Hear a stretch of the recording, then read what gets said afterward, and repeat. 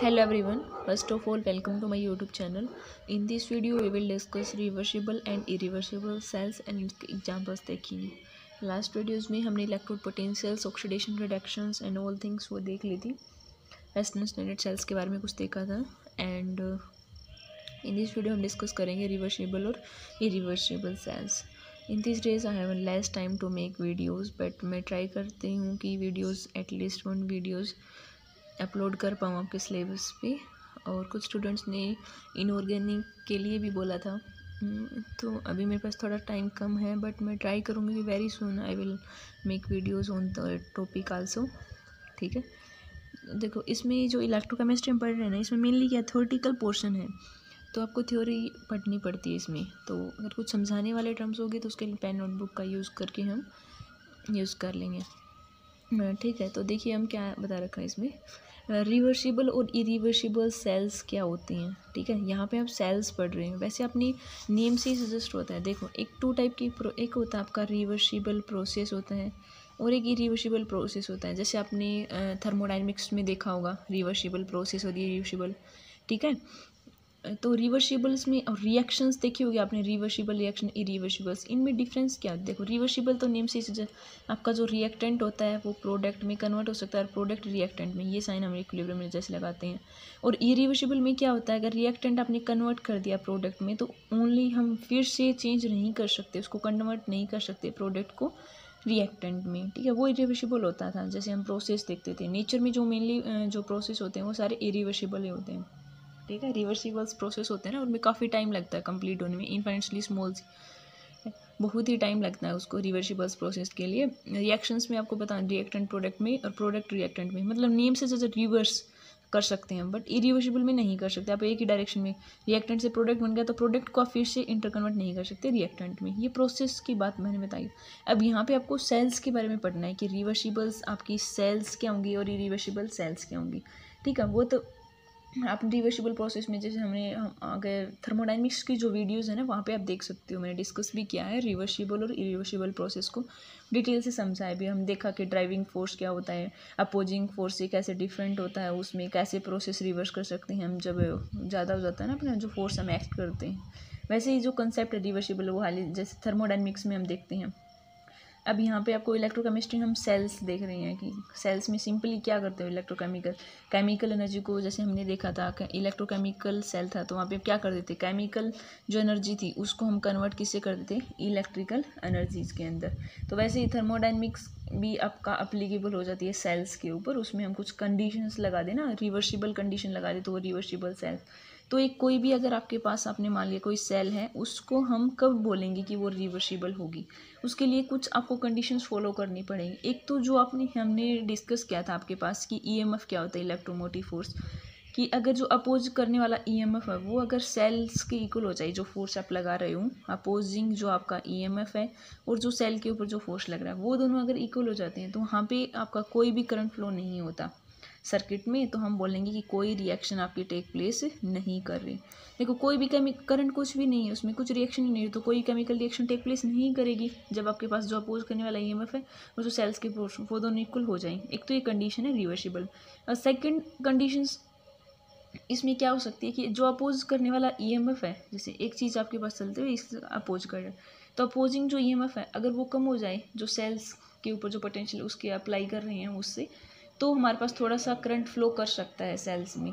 तब हम बोल रहे हैं कि स्मॉल रिएक्शन टेक प्लेस कर रही है. यहाँ पे दोनों इक्वल हो जाएंगे, कोई रिएक्शन टेक प्लेस नहीं करेगी, लेकिन जो आपका ईएमएफ अपोज करने वाला जो सेल का वो अगर कम है सेल्स के जो पोटेंशियल उससे, तो आपके पास थोड़ा करंट फ्लो हो जाएगा एंड हम बोलेंगे कि रिएक्शन टेक प्लेस कर रही है. एंड थर्ड क्या हो सकती है आपके पास कि जो अपोजिंग ईएमएफ है वो वैल्यू ज़्यादा हो जाए जो सेल्स से हम अप्लाई कर रहे हैं. अब ये अपोजिंग ईएमएफ की वैल्यू ग्रेटर हो जाए जो सेल्स के हम अप्लाई कर रहे हैं, तो आपके पास स्मॉल करंट जो फ्लो होगा ना अपोजिट डायरेक्शन में करेगा स्मॉल रिएक्शन, तब हम बोलेंगे कि रिवर्स डायरेक्शन में भी वर्कर हो सकता है. अगर इनमें से कोई भी कंडीशन सेटिस्फाई नहीं हो रही तब उसको हम क्या बोल देंगे कि इरिवर्सिबल्स. ये तो 3 कंडीशंस हमने देखी हैं, वो आपके रिवर्सिबल्स के लिए. अगर एक भी कंडीशन फॉलो नहीं हो रही दैट मीन वो इरिवर्सिबल सेल हो जाएगी.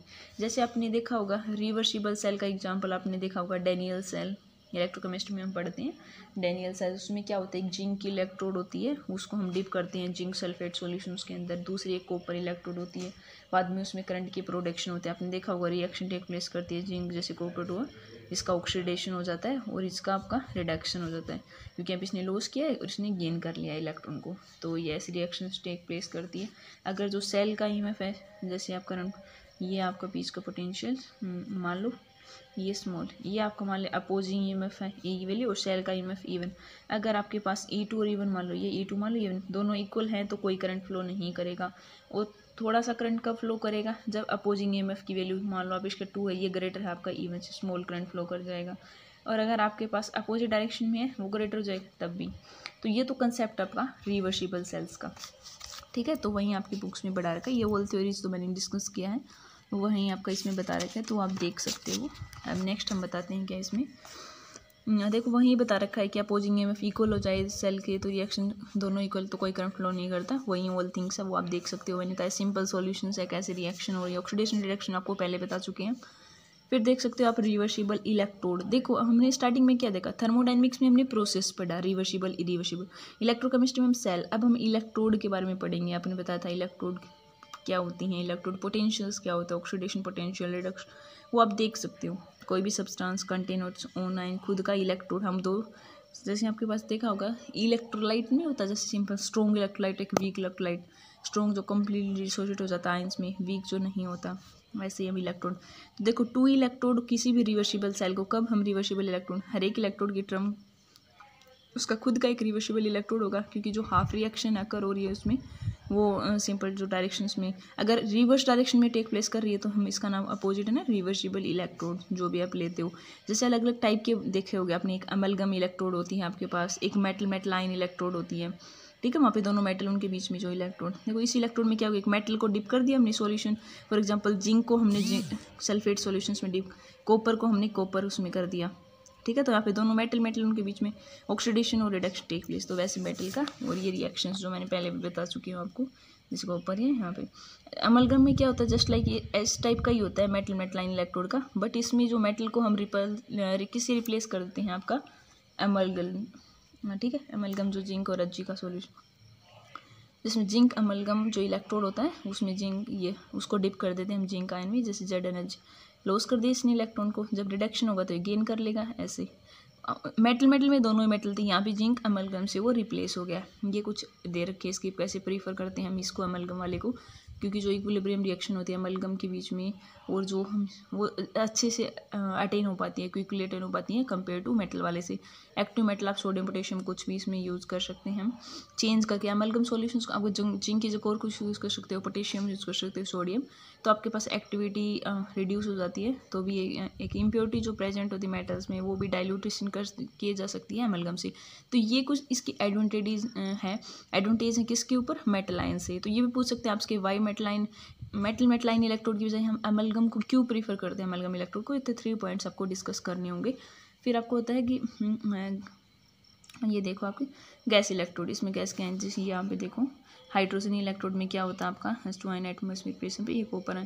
देखो इनमें इलेक्ट्रोकेमिस्ट्री में आपको ये पता होना चाहिए कौन सी सेल है, उसमें ऑक्सीडेशन रिएक्शन कहाँ पे प्लेस कर रही है, रिडक्शंस क्या, कौन सी इलेक्ट्रोड है, किसका सॉल्यूशन आप ले रहे हो, ठीक है। इतनी आप आसानी से बता सकते हो। EMF वगैरह आपको कैलकुलेट आ चुकी है।